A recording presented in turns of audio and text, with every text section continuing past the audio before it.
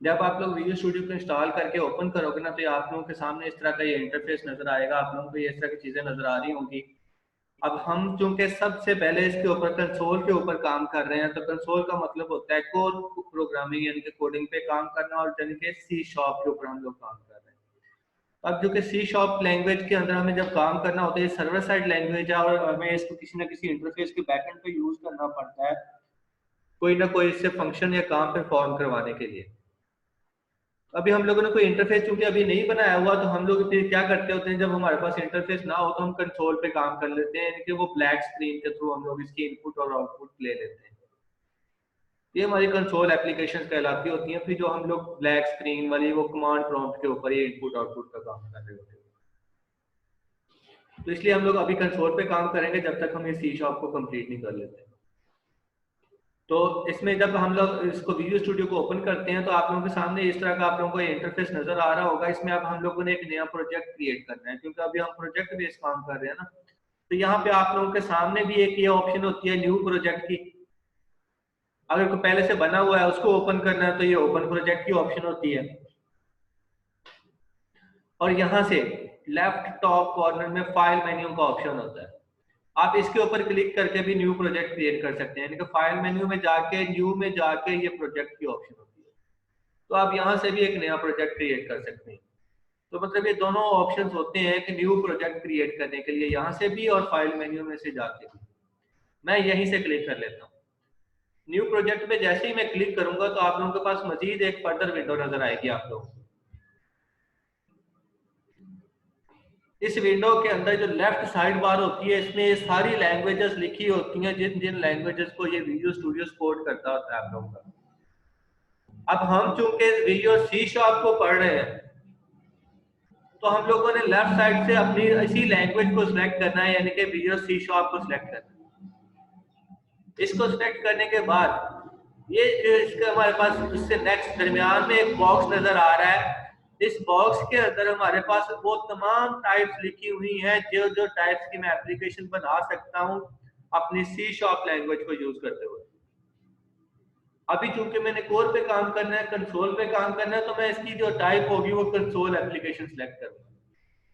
यानी कि new project पे क्लिक करने के बाद लैंग्वेज सेलेक्ट करनी है, लैंग्वेज सेलेक्ट करने के बाद एप्लीकेशन की टाइप सेलेक्ट करनी है, वो हमारी कंसोल एप्लीकेशन हो गई। और उसके बाद यहाँ पे ये नेम होता है इसका,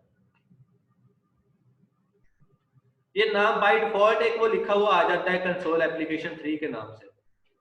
आप इसको चेंज भी कर सकते हैं, यानी कि आप लोग अपनी एक एप्लीकेशन क्रिएट कर रहे हो ना, तो आप जिस चीज की एप्लीकेशन क्रिएट कर रहे हो आप उसके हिसाब से इसका नाम चेंज कर सकते हैं।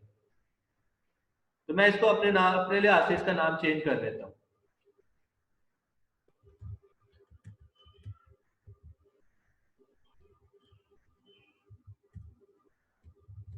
मैंने कन्वर्जन टाइप ऐप के नाम से इसका नाम रख लिया, क्योंकि मैंने इसको कन्वर्जन के लिए यूज करना है, डाटा टाइप की कन्वर्जन का आप लोग करके दिखाना है। तो मेरी इस एप्लीकेशन के अंदर टाइप काम जो होगा कन्वर्जन टाइप का हो रहा होगा, तो मैंने इसका नाम कन्वर्जन टाइप ऐप रख लिया। सर ये मेरा इशू आ रहा है, अगर आप बार बार कनेक्टिंग पे चले जाते हैं। ठीक है, कोई बात नहीं, मतलब अभी देख लो, बाद में रिकॉर्डिंग शेयर कर दूँ।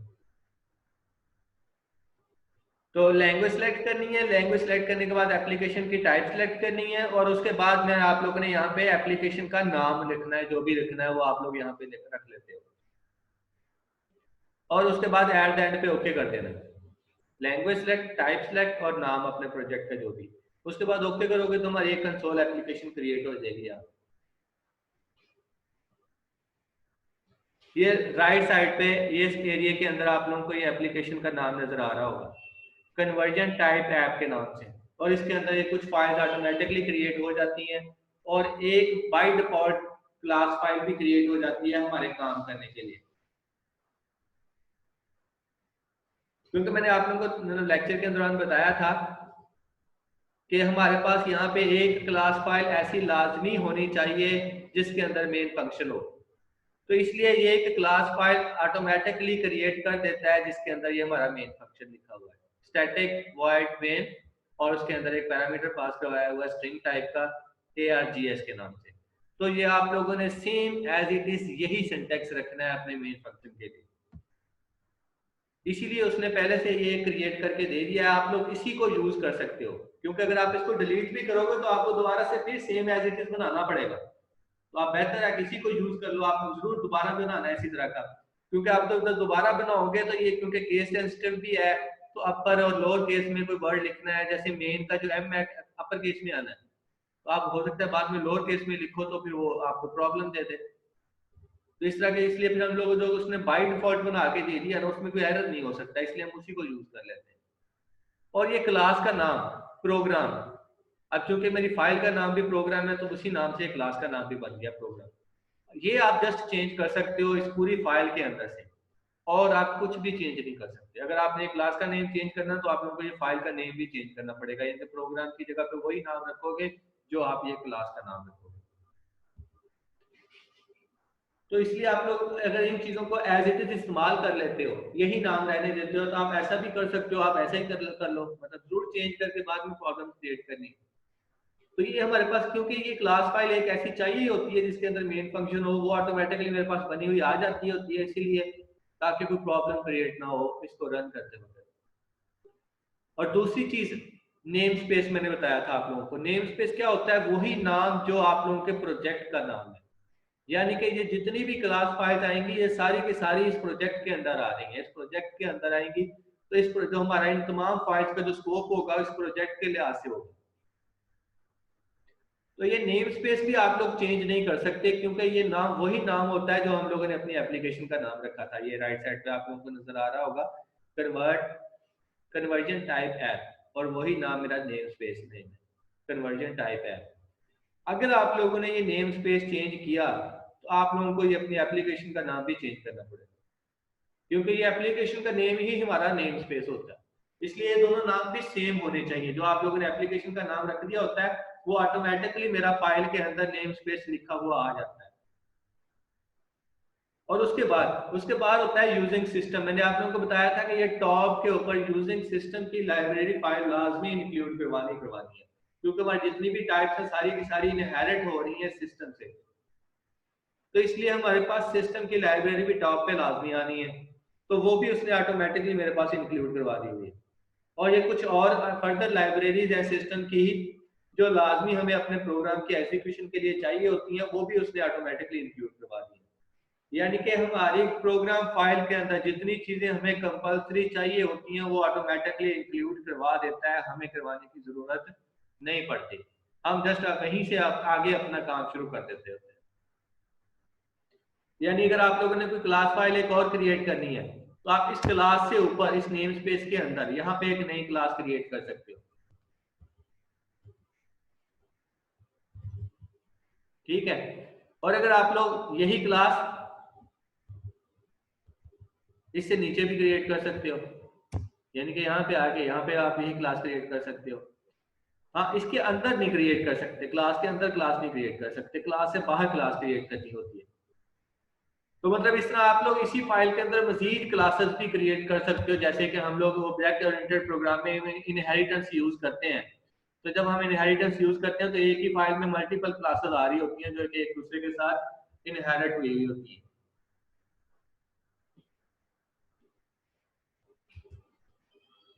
तो इस तरह हमारे पास ये क्लास फाइल हो गई।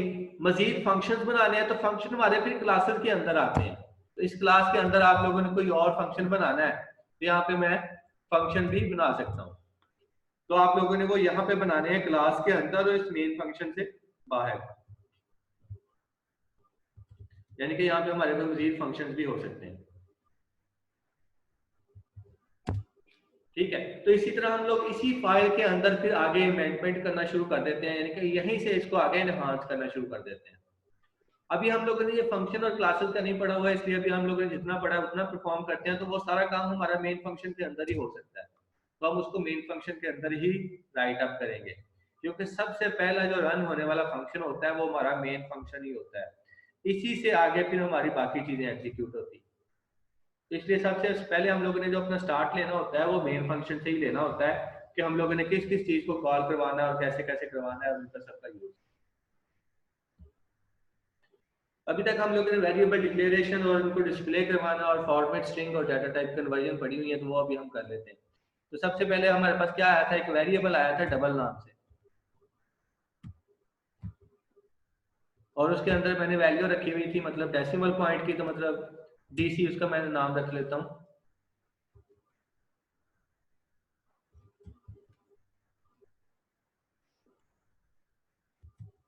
इज इक्वल टू 189.66, ये वैल्यू थी उसके अंदर।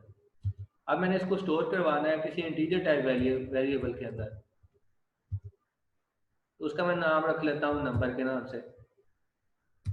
और इसके अंदर मैंने अगर स्टोर करवाना है उसको, तो मुझे इसको पहले कास्टिंग वाला तरीका यूज कर लूँ, इंट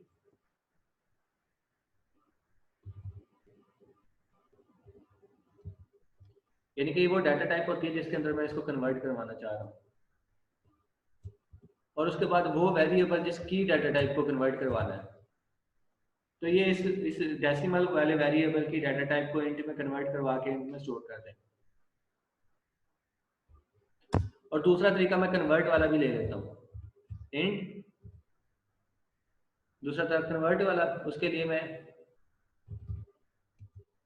सी एन एम का वेरिएबल एक ले लेता हूँ, और उस वेरिएबल के अंदर मैं कन्वर्ट वाले मेथड के थ्रू वेरिएबल को डाटा टाइप को कन्वर्ट करवा के स्टोर करूँगा। तो कन्वर्जन का होता है कन्वर्ट, ये नीचे लिखा हुआ आ जाता होता है, हम इसी को यूज कर सकते होते हैं, फिर हमें वो केस सेंसिटिव वाला इशू नहीं आता कि हमारे पास सेम वो वैसे जो लिखना होता है वैसे लिखा हुआ आ जाता है। कन्वर्ट डाट टू इंटीजर है तो इंट,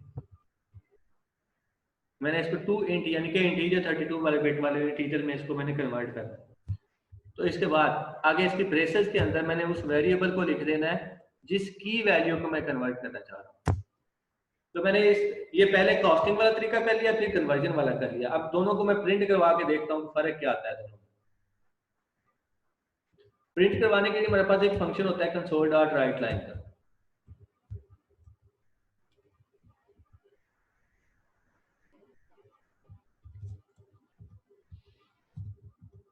पहले मैं इसको करवा लेता हूँ एनएम को,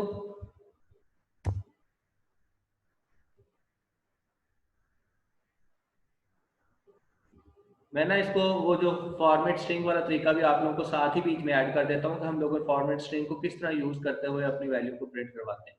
तो हम लोगों ने कहा था कि मैसेज वैल्यू यूजिंग कॉस्टिंग, यानी कि कॉस्ट का मेथड, वैल्यू यूजिंग कॉस्टिंग, आगे मैं वो लिख देता हूँ प्लेस होल्डर्स के अंदर 0। मेरे पास एक ही वेरिएबल है, यहाँ पे कॉमा सेपरेटर के बाद मैंने उस वेरिएबल को ले लिया, मेरे पास एक ही वेरिएबल है तो इसकी वैल्यू यहाँ पे आ जाएगी। यहाँ पे मैं इक्वल का सिंबल भी डाल देता हूँ, value using cost is equal to yes, और इसी वेरिएबल लाइन को मैं कॉपी करके नीचे पेस्ट कर लेता हूँ, और उसमें मेरे पास ये वैल्यू आ जाएगी कन्वर्जन वाली। ये तो मैंने कॉस्ट को यूज किया था, आगे फिर मैं कन्वर्जन के थ्रू कर लेता हूँ, लेकिन वहां पे मेरे पास कन्वर्जन के थ्रू जो वैल्यू आई थी वो थी C N M, place वही रहेगा, कॉस्ट की जगह पे मैं कन्वर्जन का मैसेज लिख देता हूँ,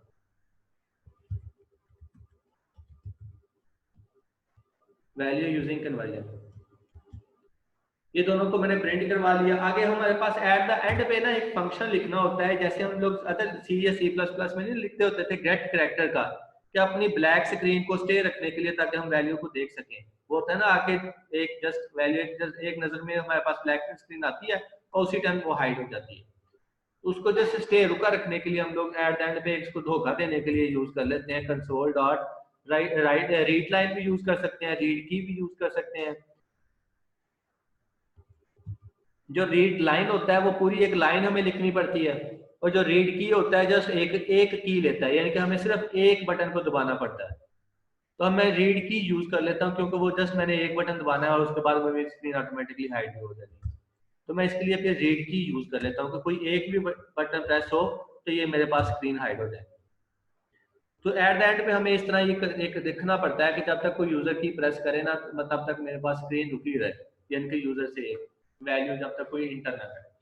तो अपनी स्क्रीन को रुका रखने के लिए मैं यूजर से एक वैल्यू मांग लेता हूँ, जैसे हम गेट करैक्टर यूज करते होते थे सी या C++ के अंदर। अब मैं इस प्रोग्राम को रन करता हूँ।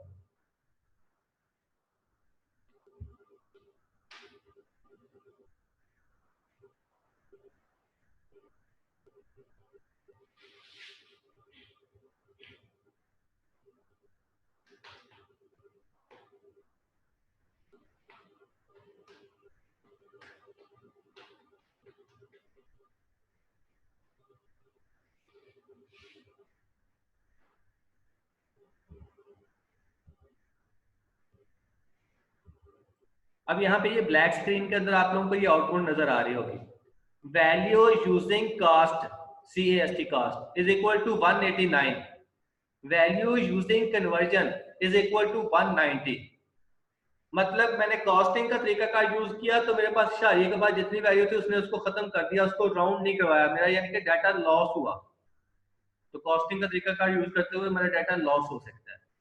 दूसरा तरीका वैल्यू यूजिंग कन्वर्जन, उसने उसको 190 कर दिया, यानी कि 66 था ना पॉइंट के बाद, तो पॉइंट के बाद 50% से वैल्यू ऊपर हो तो मतलब होता है कि उसको राउंड करवा के लेफ्ट साइड में 1 ऐड कर दे। तो उसने वही काम किया, 189 में 1 ऐड किया तो 190 हो गए।